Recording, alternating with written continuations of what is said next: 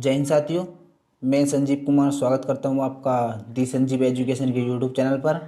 और आज हम समास की क्लास तीसरी पढ़ रहे हैं।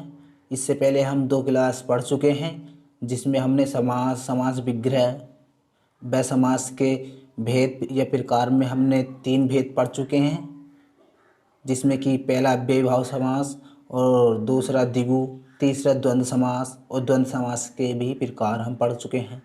चलिए आज जो देखने वाले हैं हम ये नंबर 4 कर्मधारय समास के बारे में हम जानेंगे। चलिए देखते हैं कर्मधारय समास की परिभाषा और जानते हैं कि किस प्रकार से हम पहचान पाते हैं कि कहाँ कहाँ पर हमारा कर्मधारय समास हम पहचान सकते हैं। चलिए देखते हैं परिभाषा। इस समास का दूसरा पद प्रधान होता है। इस समास का दूसरा पद प्रधान होता है। इस समास में विशेषण डैश विशेष्य, विशेषण डैश विशेष्य तथा उपमेय डैश उपमान, उपमेय डैश उपमान वाले शब्द होते हैं। ठीक, इस समास में विशेषण और विशेष्य वाले शब्द तथा उपमेय व उपमान वाले शब्द हमारे दिए होंगे, उसमें हमारा कर्मधारय समास होगा। चलिए हम देखते हैं किस प्रकार से विशेषण विशेष्य वाले हमारे शब्द दिए होते हैं। ये देखिए नंबर पहला देखते हैं विशेषण विशेष्य।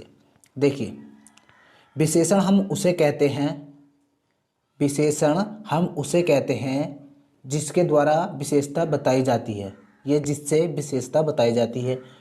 और विशेष्य, विशेष्य उसे कहते हैं जिसकी विशेषता बताई जाती है, जिसकी विशेषता बताई जाती है। ठीक, चलिए देखते हैं एग्जाम्पल। देखिए लिखा है लाल मणि, लाल मणि, ये एग्जाम्पल देख रहे हैं हम। देखिए लाल मणि, लाल हमारा क्या है? विशेषण है। लाल हमारा विशेषण, विशेषता बता रहा है। ठीक, और मणि, मणि हमारा है विशेष्य जिसकी विशेषता बताई जा रही है, लाल मणि।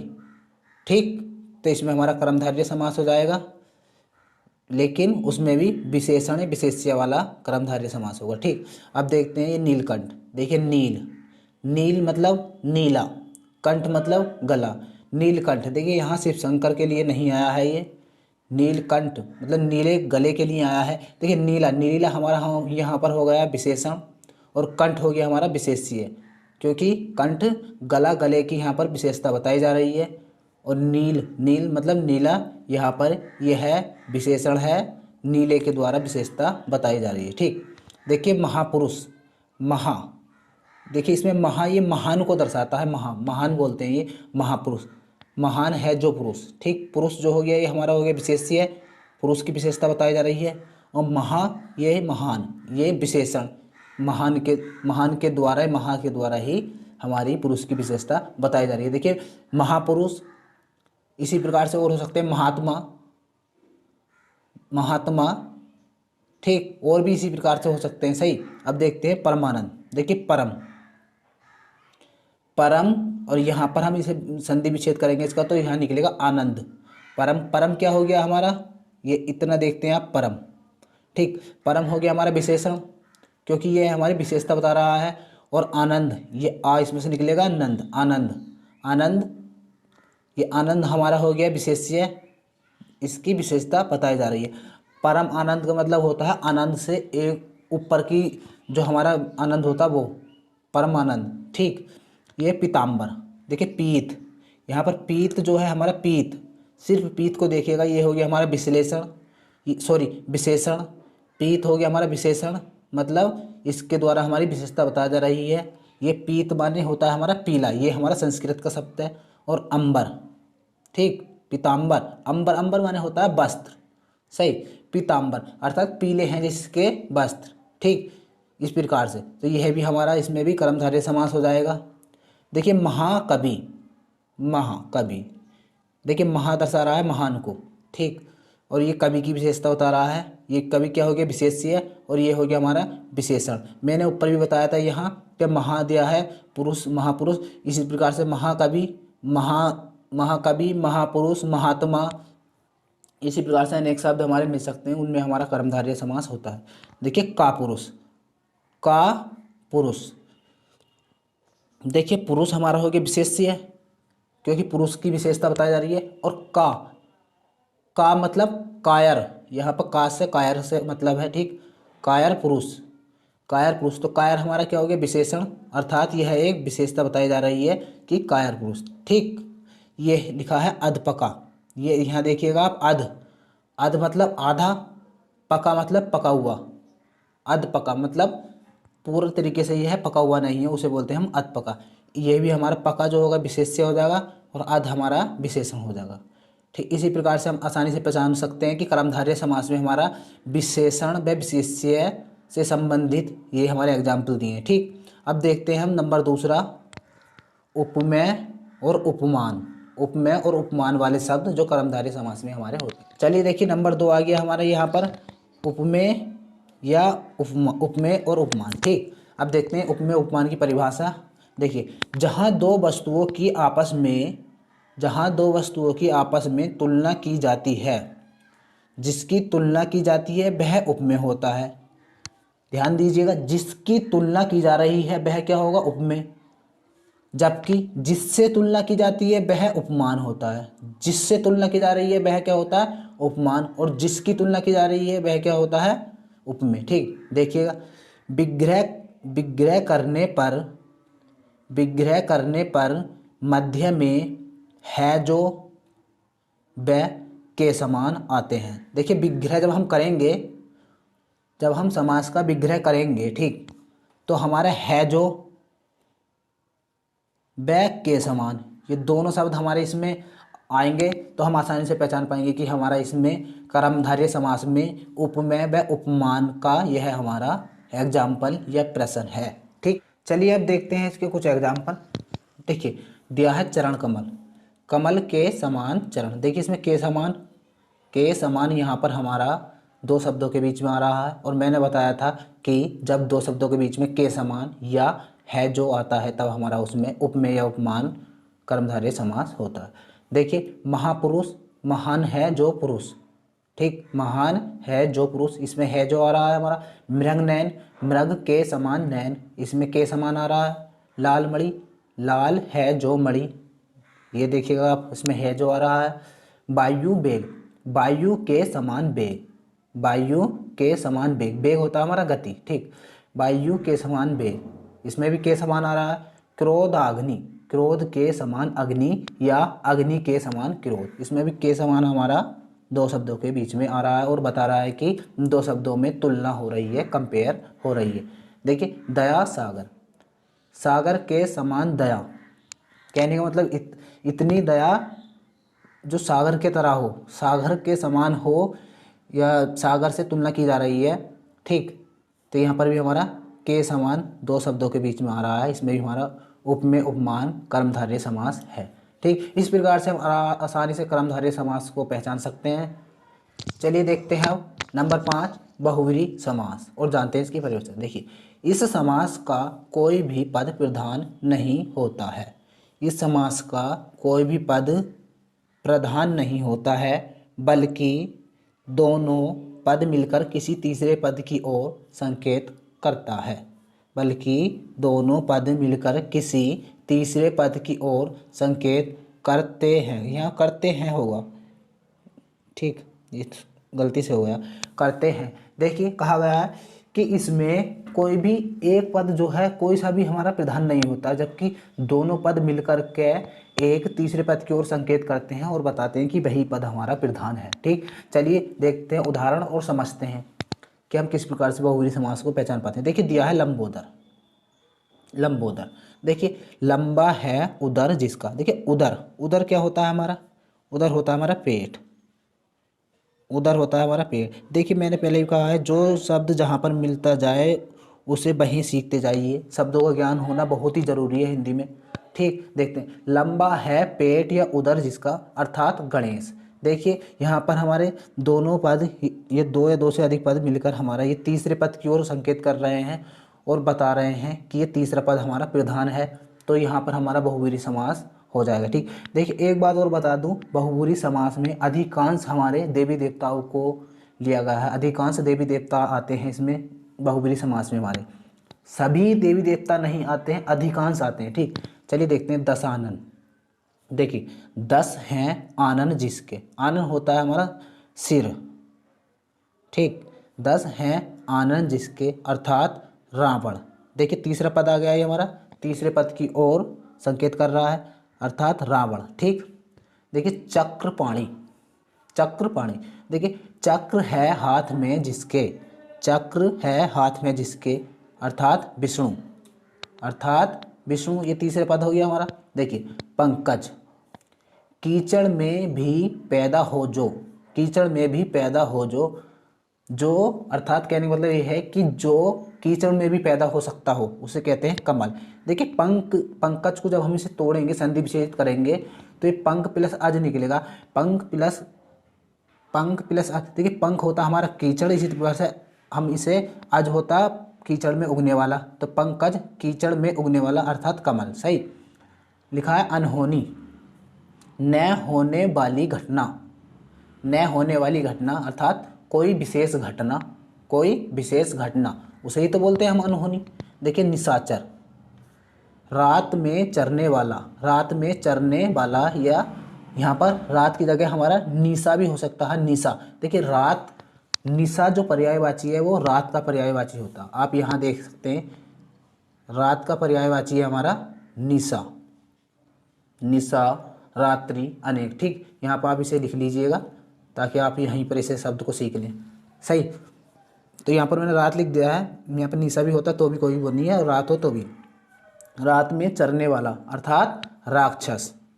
ठीक, देखिए सुग्रीव, सुग्रीव को देखते हैं। सुंदर है ग्रीवा, सुंदर है ग्रीवा, ग्रीवा कहते हैं हम गर्दन को, सुंदर है ग्रीवा जिसकी अर्थात सुग्रीव, सुग्रीव जो रामायण में था वही सुग्रीव को हमने द्वारा लिख दिया है, सुंदर है ग्रीवा जिसकी। ठीक, तो उसे सुग्रीव कहते हैं। सही, अब चलिए हम देखते हैं बहुब्रीहि समास के भेद या प्रकार। देखिए अगर हमें इस प्रकार से दे देगा तब तो हम पहचान पाएंगे कि बहुब्रीहि समास है। कभी कभी क्या होता है हमें और भी डीपली जाके पूछ लेता हमसे कि इसमें बताइए बहुब्रीहि समास का भी कौन सा भेद या प्रकार है। ठीक, चलिए देखते हैं बहुब्रीहि समास के भेद या प्रकार और जानते हैं उनको भी बेसिक तरीके से।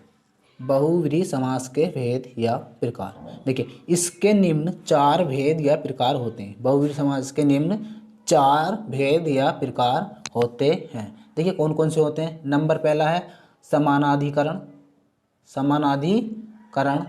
नंबर दूसरा है व्यधिकरण। नंबर तीसरा तुल्य योग। नंबर 4 व्यतिहार। नंबर 4 कौन सा होने वाला है, व्यतिहार। ठीक, चलिए अब देखते हैं इनके भेदों में भी जो नंबर पहला है वो है समानाधिकरण को।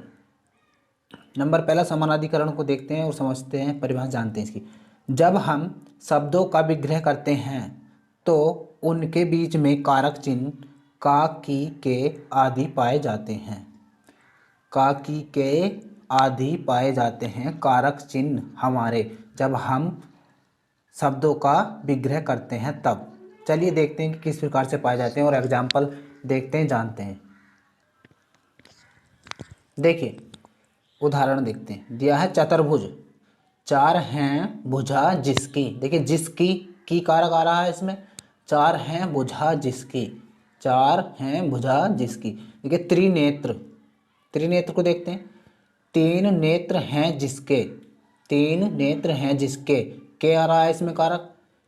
नेक नाम, नेक है जिसका, इसमें भी का कारक आ रहा है, जिसका, जिसकी, जिसके। ठीक, नेक है जिसका नाम, ये हो गया नेक नाम।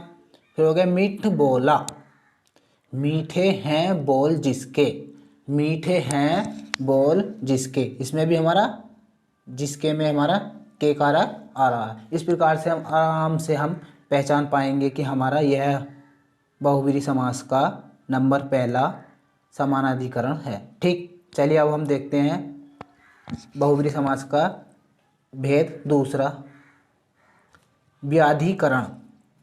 व्याधिकरण देखते हैं, जानते हैं इसकी परिभाषा। जब हम शब्दों का विग्रह करते हैं तो उनके बीच में कारक चिन्ह में, पर, में व पर पाए जाते हैं। देखिए समानाधिकरण में हमारे कारक चिन्ह का, की, के पाए जा रहे थे और इसमें हमारे कारक चिन्ह केवल में, पर पाए जाते हैं। में, पर पाया जाता है, में या पर। ठीक, चलिए देखते हैं उदाहरण। दिया है चंद्रशेखर। चंद्रशेखर, देखिए चंद्रमा है जिसके शिखर पर। देखिए आप इस वाले जिसको, जिसके मत देखिएगा, यहाँ पर देखिएगा। पर ये हमारा कारक है। ठीक, चंद्रमा है जिसके शिखर पर, यहाँ पर आ रहा है ये कारक। देखिए बीड़ा पाणी, बीड़ा है जिसके हाथ में। देखिए में, यहाँ पर बताया था मैंने, में आ रहा है, अर्थात यह सरस्वती के लिए आया है। ठीक, और ये चंद्रमा है जिसके शिखर पर, अर्थात शिव। देखिए बहुब्रीहि समास में मैंने बताया था कि पहला पद या दूसरा पद दोनों में से कोई भी प्रधान नहीं होता, जबकि जो तीसरा पद हमारा बनता है वह हमारा बहुब्रीहि समास में प्रधान होता है। ठीक, तो देखिएगा आप, यहाँ पर हमारा तीसरा शब्द जो बनेगा हमारा वो शिव, यहाँ बनेगा शिव और यहाँ बनने वाला है हमारा सरस्वती। ठीक, देखिए शूल पाणी, शूल पाणी, देखिए शूल कहते हैं हम त्रिशूल को, त्रिशूल, शूल कहते हैं त्रिशूल को। ठीक, शूल है हाथ में जिसके, त्रिशूल है हाथ में जिसके, अर्थात ये भी शिव हो जाएंगे। ठीक, तो यहाँ पर भी में आ रहा है, हाथ में जिसके। ठीक, तो इसमें हमारा व्याधिकरण समास हो जाएगा, बहुब्रीहि का व्याधिकरण। ठीक, चलिए अब देखते हैं हम नंबर तीसरा, तुल्य योग बहुब्रीहि। चलिए देखते हैं नंबर तीसरा, तुल्य योग बहुब्रीहि समास।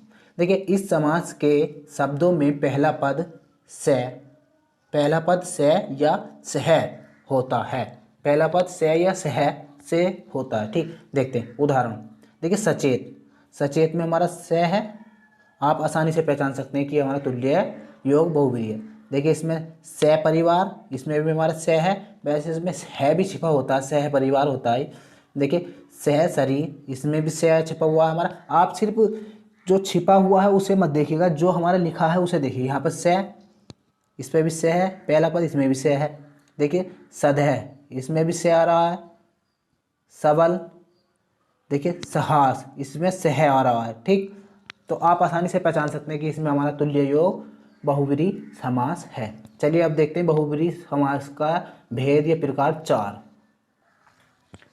देखते हैं 4 नंबर बहुब्रीहि समास का, या 4 नंबर बहुब्रीहि समास के भेद या प्रकार का। व्यतिहार बहुब्रीहि समास, जानते हैं इसकी परिभाषा। इस समास में घात, प्रतिघात सूचक पद होते हैं। देखिए घात, घात क्या होता है? घात होता है हमारा चोट पहुंचाना, चोट पहुंचाना। ठीक, प्रतिघात क्या होता है? वापसी में चोट पहुंचाना, वापसी में चोट पहुंचाना।